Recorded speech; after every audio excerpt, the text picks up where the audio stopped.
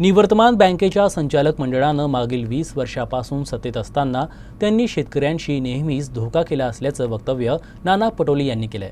यासह कोट्यवधी रुपयांचा भ्रष्टाचार करायचा धंदा सध्याच्या जिल्हा मध्यवर्ती बँकेच्या संचालक मंडळांनी आणि अध्यक्ष राजेंद्र जैन यांनी केला आणि जिल्हा बँक भ्रष्टाचारानं पोखरून लुटून काढली असल्याचं वक्तव्य काँग्रेसचे माजी प्रदेशाध्यक्ष नाना पटोले यांनी केलं। ते गोंदियात बोलत होते। शेतकऱ्यांचे शेअर्स आणि जिल्ह्याच्या शेतकऱ्यांचे पैसे लुटण्याच्या षडयंत्राला या जिल्ह्यातील शेतकऱ्यांनी हाणून पाडलं। 2 महिन्यापूर्वी शेतकऱ्यांनी जिल्हा मध्यवर्ती बँकेवर मोर्चे काढले, विविध सहकारी संस्थांनी मोर्चे काढले आणि त्या माध्यमातून तात्पुरतं त्यांनी हे लुटण्याचं काम थांबवलं आहे। राज्यातले कृषी मंत्रालय म्हणजे ओसाळ गावाची पाटीलकी अशी शेतकऱ्याबद्दलची आस्था या सरकारमध्ये आहे।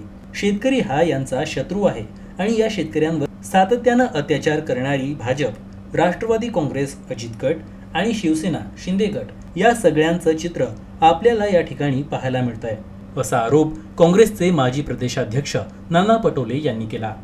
राज्यातले कृषी मंत्री सांगतात की कृषी मंत्रालय म्हणजे ओसाड गावची पाटीलकी, म्हणजे शेतकऱ्यांबद्दलची काय आस्था या सरकारमध्ये आहे।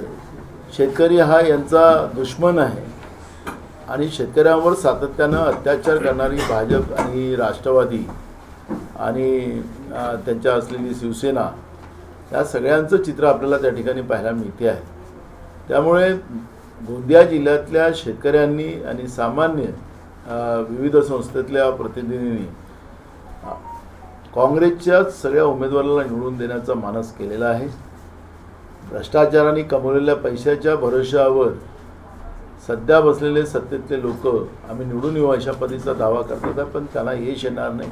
बहुमतानं जिल्हा मध्यवर्ती बँक गोंदियावर काँग्रेसचा झेंडा आपल्याला त्या ठिकाणी पाहायला मिळतो।